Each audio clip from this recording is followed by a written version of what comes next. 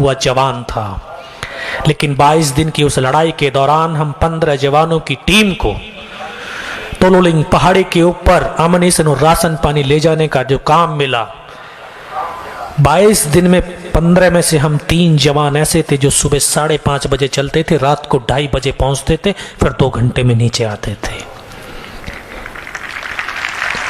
उसी काम की बदौलत, उसी कार्य की बदौलत हम तीनों जवानों की एक पहचान बनी कि तीनों लड़के फिजिकली मेंटली बहुत स्ट्रांग हैं, इनको घातक प्लेटून के अंदर शामिल किया जाए। तभी हमारे एक कमीशन होकर के एक लेफ्टिनेंट बलवान सिंह आए थे, उनको उस टीम की कमान दी गई।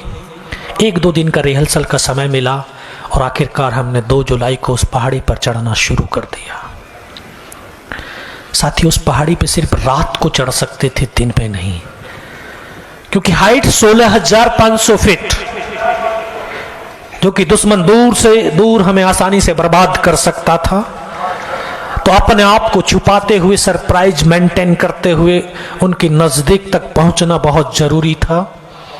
तो इसलिए रात भर चलते थे, दिन भर पत्थरों में चुपचाप छुपे रहते थे। दुश्मन का बाहरी गोलाबारी चल रहा था, बर्फीला तूफान चल रहा था, लेकिन इन सब की परवाह न करते हुए ये हिंदुस्तान के जवान कंधे से कंधा और कदम से कदम मिलाते हुए 2 रात और 1 दिन उस पहाड़ी पर लगातार चढ़ते रहे।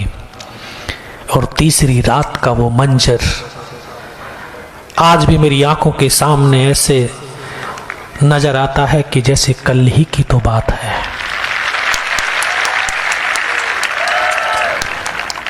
मुझे याद है सुबह का वक्त रहा होगा, बिल्कुल खड़ी चट्टान, 90 डिग्री की चट्टान थी, उसके ऊपर सिर्फ रस्सियां बांध करके एक दूसरे का हाथ पकड़ करके हम पूरी टीम चल रही थी। दोनों तरफ दुश्मन के बंकर्स थे, लेकिन अंधेरे की वजह से नहीं दिखाई दिए। लेकिन जब व्यक्ति चलेगा तो आवाज भी होगी, पत्थर भी फिसलेंगे, उनकी भी आवाज होगी। उसी आवाज के तहत पाकिस्तान के दोनों बंकर्स ने इस तरह से फायरिंग खोल दिया। जो हमारी टुकड़ी का रास्ता था वो कट ऑफ हो गया। केवल हम 7 जवान तब तक चढ़ चुके थे जब तक उनका फायरिंग शुरू हुआ। इस स्टेज की बराबर प्लेन स्पेस, सामने दुश्मन के 2 बंकर्स, हम 7 जवानों ने जाकर के आधाधुंध फायरिंग किया और दोनों बंकर्स में जितने भी पाकिस्तान के सैनिक थे तमाम को मौत की घाट उतार दिया।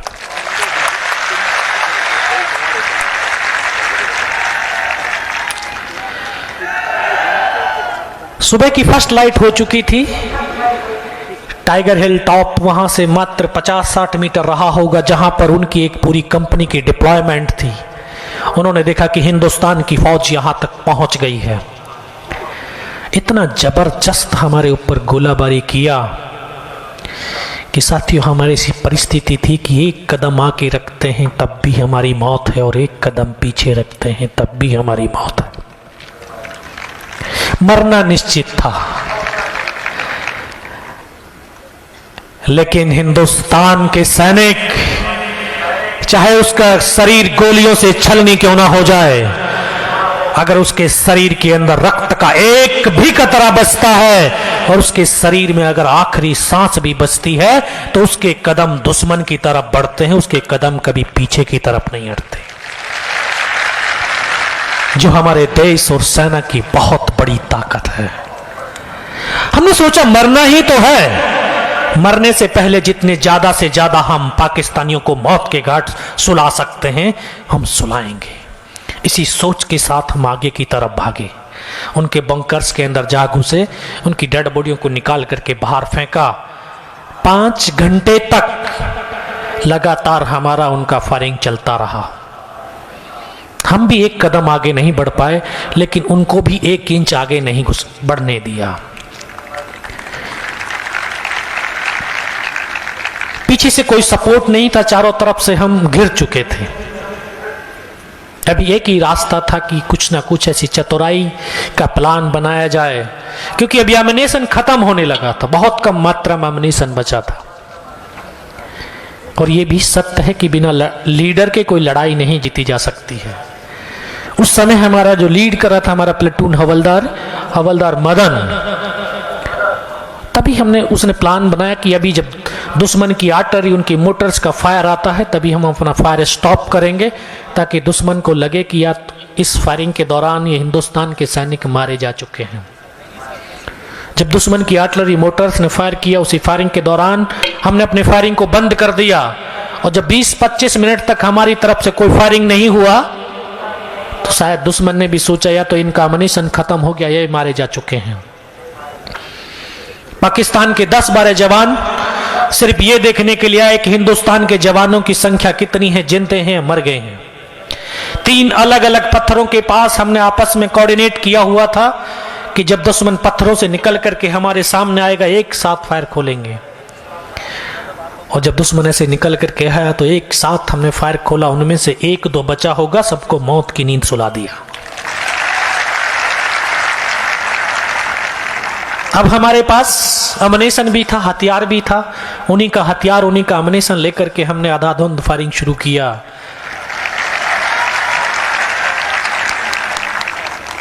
लेकिन जो पाकिस्तान का 1-2 जवान बच गया था, उसने जाकर के अपने कमांडर्स को बताया कि हिंदुस्तान के वहां पर 8 या 10 ही जवान हो सकते हैं। विदिन 30 मिनट 35 से 40 पाकिस्तान के जवानों ने दोबारा से हमला कर दिया। हमला इतना जबरदस्त, जितने भी उनके पास हैवी वेपन थे, बड़े बड़े हथियार थे, तमाम हथियारों का 20 मिनट तक आधाधुंध गोलाबारी शुरू किया। हमें सर नहीं उठाने दिया, और फिर अल्लाह अकबर के नारे लगाते, पत्थर फेंकते हुए, ग्रेनेड फेंकते हुए नजदीक आने लगे। तो हमने भी अपना फायर स्टॉप कर दिया, क्योंकि हम जानते थे कि अगर हमारा फायर खुलता है तो हमारी लोकेशन जाहिर हो जाएगी। हम उनको नजदीक आने का इंतजार करने लगे। जब काफी नजदीक आए तो हमारी एक LMG लाइट मशीन गन वो उनको नजर आ गई, उसी के ऊपर सीधा उन्होंने RPG का राउंड दाग दिया। वो वेपन हमारा डैमेज हो गया। उसको चलाने वाले नए जवान थे, उनको भी आकर के जब पत्थर लगे तो हमारे कमांडर्स प्लेटून हवलदार की तरफ वो दौड़े। वो प्लेटून हवलदार के आखिरी शब्द आज भी मेरे कानों में गूंजते हैं। उस वेपन के जस्ट बाईं तरफ में बैठ करके फायर कर रहा था तो उन्होंने मुझे आवाज दी, योगेंद्र इस LMG को उठा करके फेंक, इस वेपन के सिवा आज दुनिया में कोई बचाने वाला नहीं है। मैं उस हथियार को उठा करके उनकी तरफ फेंक तो दिया, मेरी नजर ऊपर की तरफ गई तो देखता हूं कि जिस पत्थरों से हम फायर कर रहे थे उसी के ऊपर 7 पाकिस्तान के जवान खड़े हुए थे। मैं कह सर ये तो बहुत नजदीक आ गए, कहां पर हैं ये खड़े हुए? शायद मेरी आवाज उन तक पहुंची होगी, ऊपर से सीधा ग्रेनेड फेंका तो मेरे एक साथी पीछे लाइंग पोजीशन से फायर कर रहा था, दोनों के बीच में आकर के ग्रेनेड फटा और उसकी यहां से उंगली कट करके दूर जा करके पड़ी। तो जिसको चोट लगती है दर्द का एहसास उसी को होता है। उसको लगा कि उसका हाथ कट गया है, उसने बोला कि मेरा हाथ कट गया। मैं पीछे की तरफ मुड़ करके देखा, मैं कहा नहीं हाथ नहीं सर, उंगली कटी है। उनको फर्स्ट एड दिया, फर्स्ट एड देने के बाद तभी एक और जवान जख्मी हो गया। सभी ने बोला कि आप लोग फायर नहीं कर सकते हैं तो आप ऐसे करो, नीचे की तरफ कूद जाओ, हो सकता है अपनी टीम चढ़ सकती है तो चढ़ाने की कोशिश करना, लेकिन आप चले जाओ नीचे की तरफ।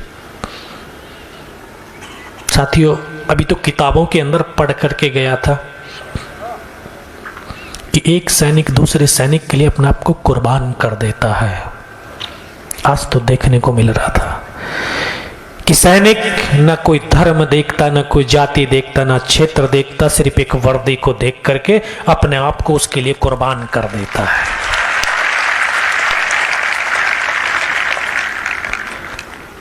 उन्होंने बोला कि हम नीचे नहीं जाएंगे, तुम लोगों के साथ यहीं रहेंगे, फायर नहीं कर सकते तो क्या हुआ, बैठ करके तुम्हारा मैगजीन भरते रहेंगे।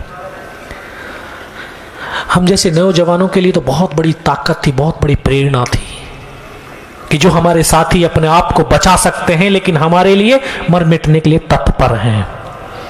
तभी एक और हमारे पास स्नाइपर वाला एक LS नायक साहब थे, उनके ऊपर से 3 तरफ से फायरिंग आने लगा। एक मेरा ट्रेनिंग का साथी ग्रेनेडियर अनंतराम, हम दोनों ने एक साथ ट्रेनिंग किया था। हम दोनों को आवाज दिया कि आप तो दौड़ करके उसकी हेल्प के लिए जाओ। तो वहां से हम हरकत किया उस साथी को हेल्प करने के लिए।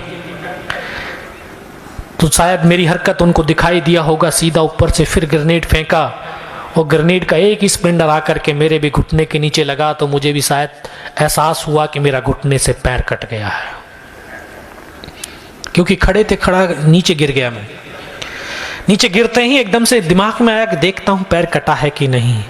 तो ऐसे हाथ मार करके देखा तो पैर तो था, लेकिन बहुत गहरा जख्म था। खुद फर्स्ट एड करने लगा।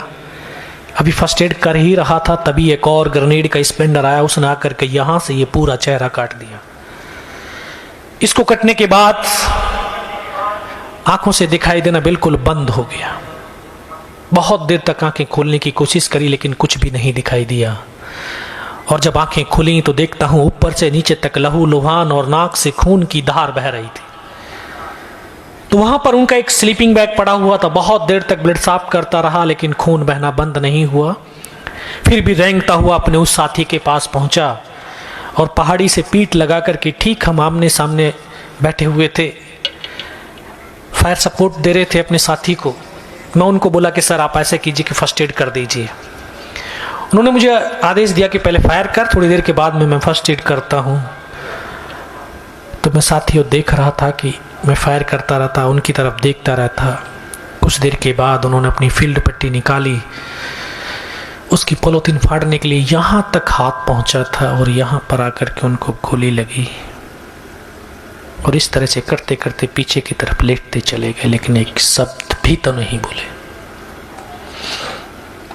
मेरी बगल में बैठा हुआ मेरा साथी, मैं उसको बोला अनंतराम सर को तो गोली लगी है, और उसके मुख से सिर्फ क्या यही शब्द निकला। उसको आकर के से सीने में ब्रश लगा, वो भी मेरी गोद में आकर के सो गया। प्लेटून हवलदार को बोला सर दोनों बंदों के गोली लगी है, कैसे हैं? दोनों के दोनों शहीद हो गए हैं। साथियों बस मैं इतना ही बोल पाया, तभी उन्होंने अल्लाह अकबर के नारे दिए और इस प्रकार से आकर के हमको घेर लिया। वो एक ऐसा पल, ऐसा मंजर कि एक ही पल के अंदर सब कुछ खत्म हो गया। मेरे तमाम साथी शहीद हो चुके थे, मैं भी उनकी तरफ से मर गया था। पाकिस्तान का वो एक कैप्टन था, वहां पर उसने आकर के बोला कि इनको रिचेक करो, इनमें से कोई जिंदा तो नहीं है।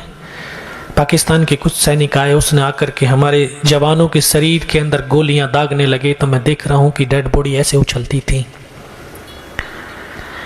चुपचाप पड़ा हुआ था, उसने आकर के एक एक करके सबको गोलियां मारी। तो मैं भी इस तरह से पड़ा हुआ था। उसने आकर के फर्स्ट में मेरी बाजू में, जांग में, नीचे पैर में 3 जगह पर गोलियां मारी। मैं देख रहा हूं कि धुआं निकल रहा है, लेकिन उस गोली की पीड़ा को चुपचाप पड़ा सहता रहा।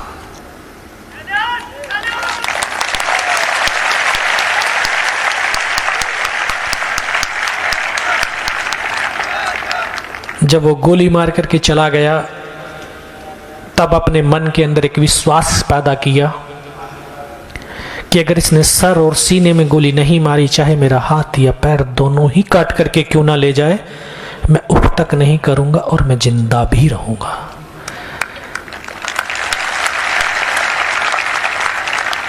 साथियों वो विश्वास ही था कि आज मैं आपके सम्मुख खड़ा भी हूं। जैसे डीआईजी साहब ने कहा, जनरल साहब ने कहा कि अगर हम दृढ़ संकल्प कर लें, अपने अंदर एक विश्वास पैदा कर लें किसी काम को करने के लिए, तो जो शरीर की तमाम शक्तियां उस कर्तव्य, उस कार्य को करने के लिए तत्पर हो जाती हैं और दुनिया की कोई ताकत उस काम को करने से रोक नहीं सकती है। विश्वास तो बना करके देखिए।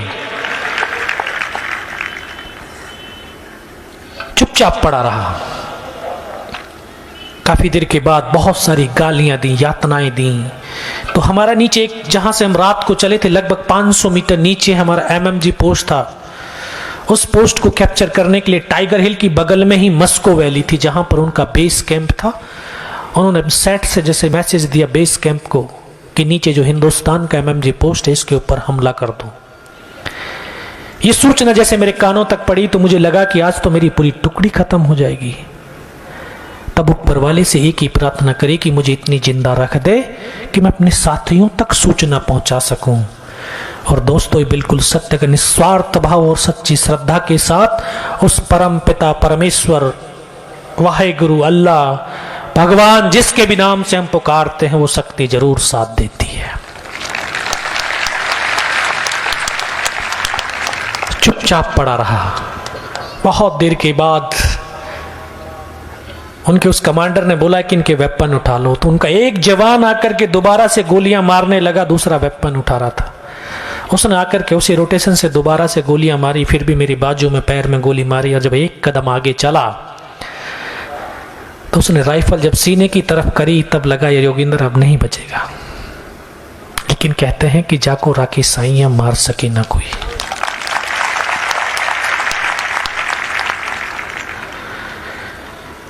पूरी पैंट फट गई थी चलते चलते उन पहाड़ियों के ऊपर। तो यहां पर पर्स रखा था, पर्स में भी कुछ 5-5 रुपए के सिक्के थे।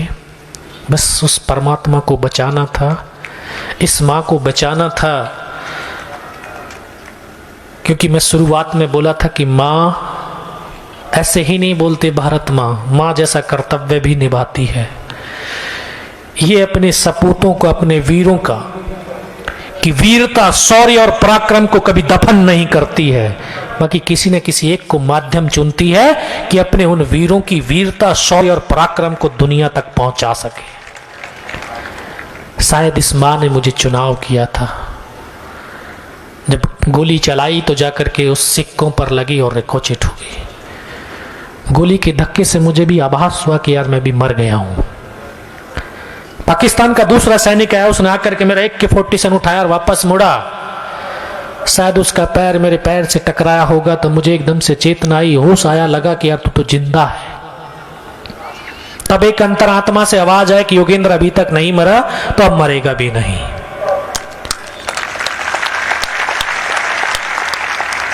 मेरे पास एक हैंड ग्रेनेड था, मैंने अपना हैंड ग्रेनेड निकाला, उसकी पिन निकाल करके जो पाकिस्तान का सैनिक हमारे राइफल उठा करके जा रहा था उसी के ऊपर ऐसे फेंक दिया। जो कोट के अंदर हुड लगे होते थे, हुड के अंदर वो ग्रेनेड गिरा, और जब तक वो ग्रेनेड को निकाल पाता ग्रेनेड फट गया, यहां से उसकी पूरी खोपड़ी उड़ी, हमारे ऊपर आकर के गिर गया।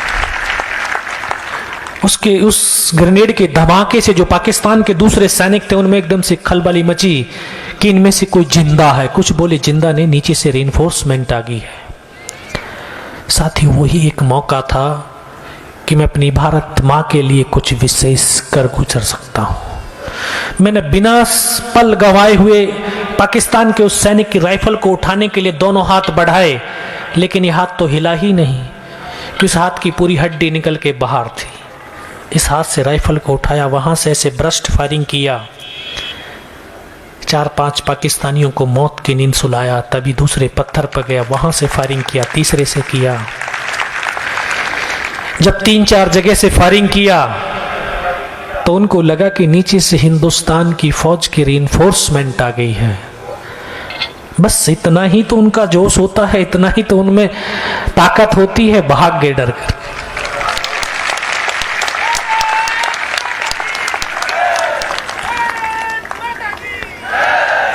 तीन 4 मीटर रेंगता हुआ जब आगे गया तो जाके देखता हूं सामने उनका लंगर चल रहा है, उनके लिविंग टेंट लगे हुए हैं, उनकी जो बड़े हथियार मोटर पोजीशन थी वो वहां से क्लियर नजर आ रही है। तमाम को वहां से देखा, पूरी सूचना एकत्रित किया, क्योंकि मुझे तो मालूम था कि अभी मेरी दूसरी टीम अटैक के लिए आएगी। जितनी ज़्यादा से ज़्यादा इन्फॉर्मेशन वहां तक पहुंचा सकूं, अपने साथियों तक दे सकूं, ये मेरे लिए बड़ी सौभाग्य की बात होगी।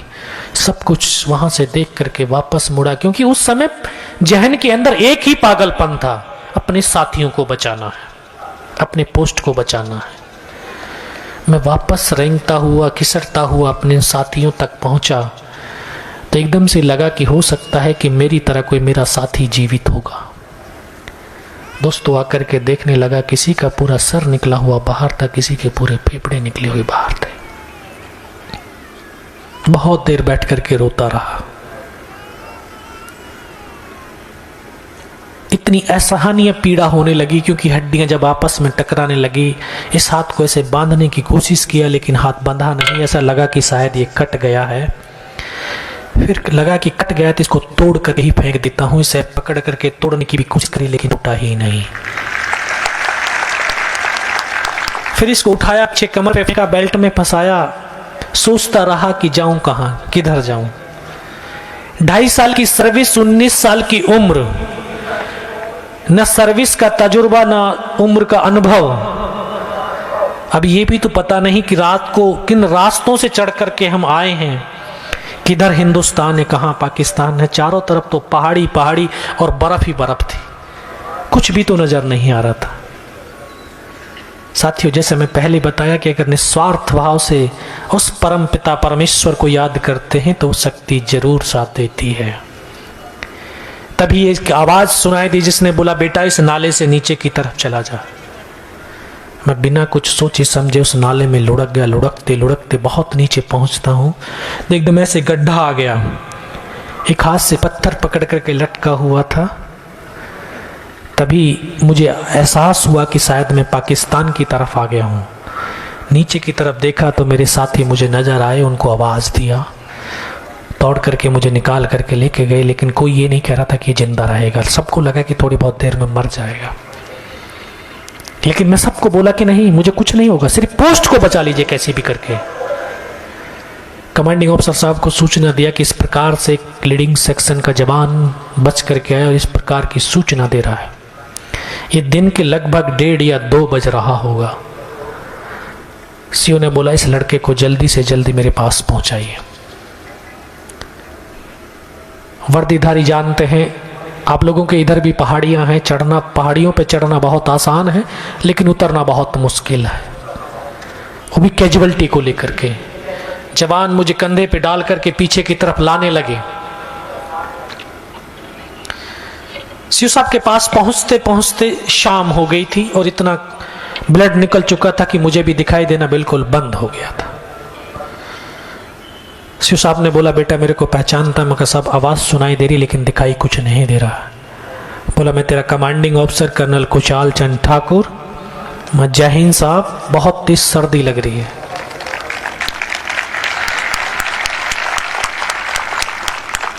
देखिए, लड़ाई तब जीती जाती है जब हमारा इंटरपर्सनल आपसी संबंध मजबूत होते हैं, एक आत्मिक लगाव होता है एक दूसरे के प्रति, और जो फोर्सेस हैं उनके अंदर ये चीजें हैं। एक पिता पुत्र जैसे संबंध होते हैं। उन्होंने तुरंत अपने टेंट के अंदर लिटाया, 3-4 स्टॉप जलवाए। थोड़ी सी गर्मी महसूस हुई, मगर साहब पानी पिला दीजिए, क्योंकि अभी बारूद की वजह से जबान ऐंठने लगी थी, बड़े सख्त थे। बोला, नहीं पानी नहीं मिलेगा। तभी डॉक्टर ने सुन लिया कि बोला, नहीं नहीं नहीं बेटा, मैं पानी पिलाता हूँ। डॉक्टर साहब आए, उन्होंने आकर के एक ग्लूकोज की बोतल पिलाई। थोड़ी सी एनर्जी आई, महसूस हुई है कि एनर्जी है शरीर के अंदर। सीओ साहब ने बोला, बेटा कुछ बता सकता? मैं कहाँ सब बता सकता हूँ। तब ऊपर का तमाम घटनाक्रम जो भी इंफॉर्मेशन थी उस सीओ साहब को दिया।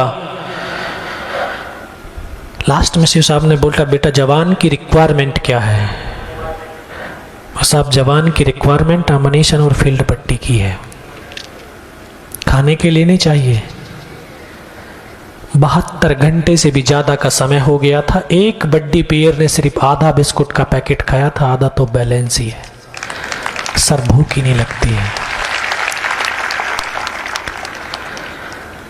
इतना कहते कहते फिर डॉक्टर ने कौन सा इंजेक्शन लगाया, फिर मुझे पता नहीं मैं कहां पर हूं।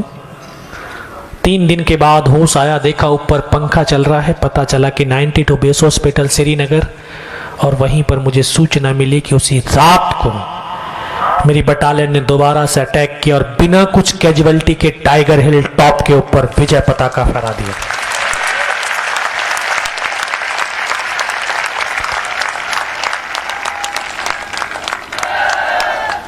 टाइगर हिल की जीत के बाद कारगिल युद्ध का यू टर्न हो चुका था।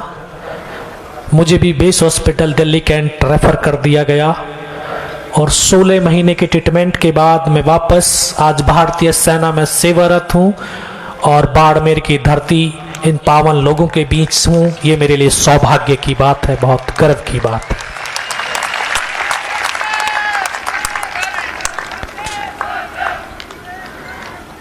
मैं यूथ को, चाहे बाड़मेर की यूथ हो, चाहे हिंदुस्तान के दूसरे नौजवान साथी हो, मैं सबको यही आह्वान करता हूं कि आप,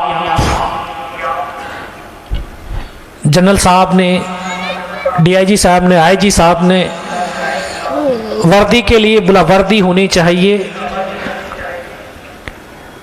मैं आपसे कहता हूं कि हिंदुस्तान आपके दिलों में होना चाहिए, आपके कार्यों में हिंदुस्तान होना चाहिए। क्योंकि किसी भी क्षेत्र में रहें, देशभक्ति ये नहीं है कि हमने वर्दी पहन ली हम ही देशभक्त हैं। देशभक्ति हमारे जज्बातों में होनी चाहिए, हमारे कर्मों में होनी चाहिए। हम कहीं से भी देशभक्ति दिखा सकते हैं, कर सकते हैं। सिर्फ एक जुनून होना चाहिए, देश के लिए जुनून होना चाहिए। जिस भी कार्य में हम कार्यरत हैं, जिस कार्य में हम लगे, जिस क्षेत्र में हम हैं, उस क्षेत्र में काम करते समय अपने राष्ट्र और राष्ट्रवासियों को सर्वप्रथम रख करके काम करना चाहिए कि इस काम से मेरे राष्ट्र को और मेरे राष्ट्रवासियों को क्या सहूलियत मिल सकती है, उनको क्या सुरक्षा मिल सकती है, उनको क्या संपन्न बन सकते हैं, क्या समृद्ध मेरा राष्ट्र बन सकता है इस कार्य से। अगर इस सोच के साथ हम कोई काम करते हैं तो कोई गलत काम हम कर ही नहीं सकते हैं। हमें सच्चा राष्ट्रभक्त, हमें सच्चा हिंदुस्तानी बनने की जरूरत है। अगर आप लोग, जो मेरे देश की युवा शक्ति बैठी है, अगर आप एक सच्चे हिंदुस्तानी बन गए तो आप एक अच्छे डॉक्टर भी बन सकते हैं, एक अच्छे पुलिस आईएएस ऑफिसर भी बनते हैं, आईपीएस ऑफिसर भी बन सकते हैं, आर्मी ऑफिसर भी बन सकते हैं, आप हर बन सकते हैं। लेकिन उन सब से पहले जरूरी है कि अच्छा हिंदुस्तानी बनना।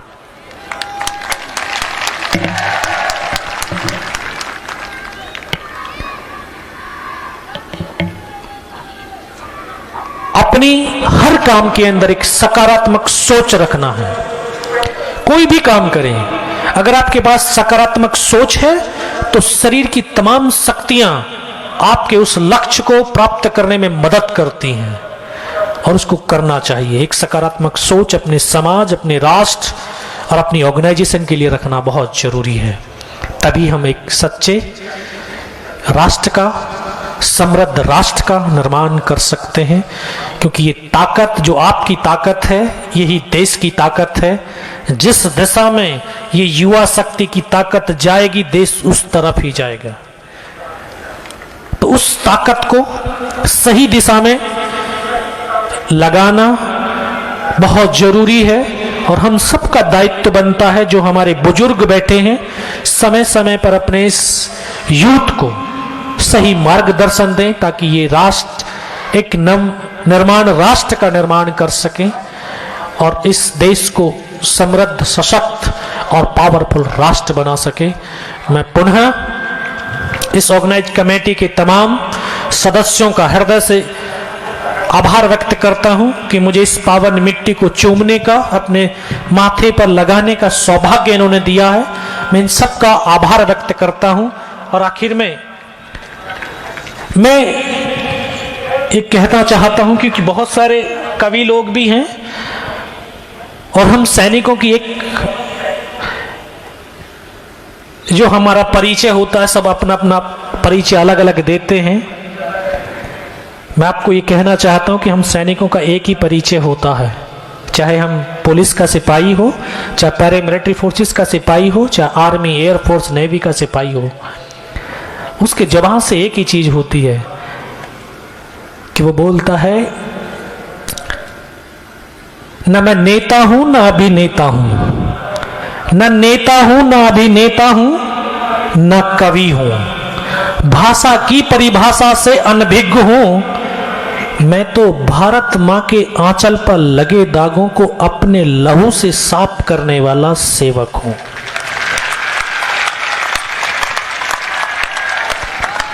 तो हम तो सेवक हैं और हम सब सेवक हैं। आप जो यूथ है वो भी अपने आप को देश का सिपाही समझे। आपके पास अभी ये वर्दी नहीं है तो वो हिंदुस्तान की वर्दी आपके पास सिविल वर्दी है, क्योंकि भगत सिंह ने कोई वर्दी नहीं पहनी थी, आप जैसी ही वर्दी पहन करके इस राष्ट्र के लिए अपने आप को समर्पित किया था। तो आपके अंदर वो जुनून होना चाहिए राष्ट्र के लिए। अंत में मैं पुनः जो हमारे शहीद परिवार हैं उनको नमन करता हूं। इस बाड़मेर की तमाम जनता को नमन करता हूं। स्टेज पर सम्मानित तमाम लोगों को नमन करता हूं। आखिर में यही कहूंगा कि करमवीर को कोई रोक नहीं सकता है करने से, और उसको कौन मार सकता है जो कभी न डरता हो मरने से। जय हिंद, जय भारत।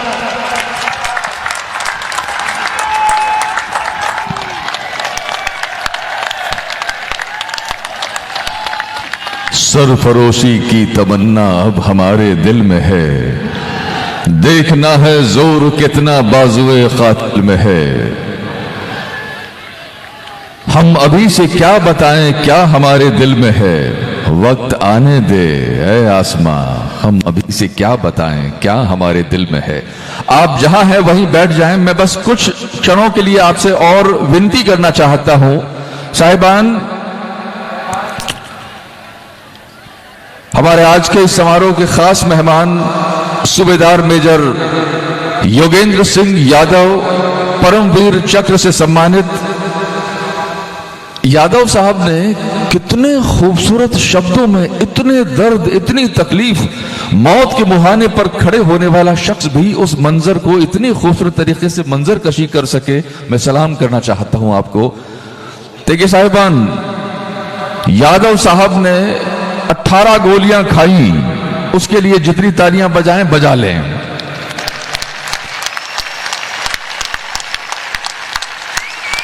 ओके, अब सुनिए, ये तो केवल सुनिए, ये केवल नजराना था। तालियां अब इस वजह से बजाइए साहिबान के सूबेदार मेजर यादव ने तमाम गोलियां सीने पर खाई, पीठ पर एक भी गोली नहीं खाई। मैं निवेदन करना चाहता हूं, डीएफओ साहब, विक्रम केसरी प्रधान साहब, वरिष्ठ आईएफएस अधिकारी हैं हमारे बीच में, साथ ही कमांडेंट प्रदीप शर्मा साहब, कैप्टन हीर सिंह जी और रघुवीर सिंह तामलोर साहब, ये प्रमुख सूत्रधारों में से हैं इस आयोजन के। मैं निवेदन करता हूं कि आप सूबेदार मेजर यादव साहब को ये समय चक्र प्रदान करें। विक्रम केसरी प्रधान साहब आईएफएस, कमांडेंट प्रदीप शर्मा साहब, कैप्टन हीर सिंह जी और रघुवीर सिंह जी तामलोर, बहुत आभार। और अब एक छोटी सी औपचारिकता, बल्कि औपचारिकता ना कहकर मैं हमारे स्थानीय कलाकार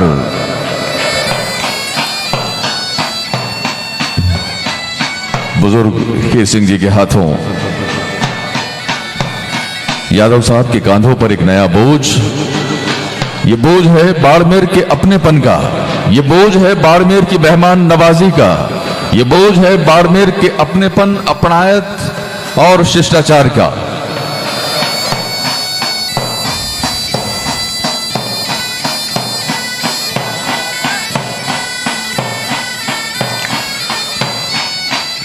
बहुत शुक्रिया।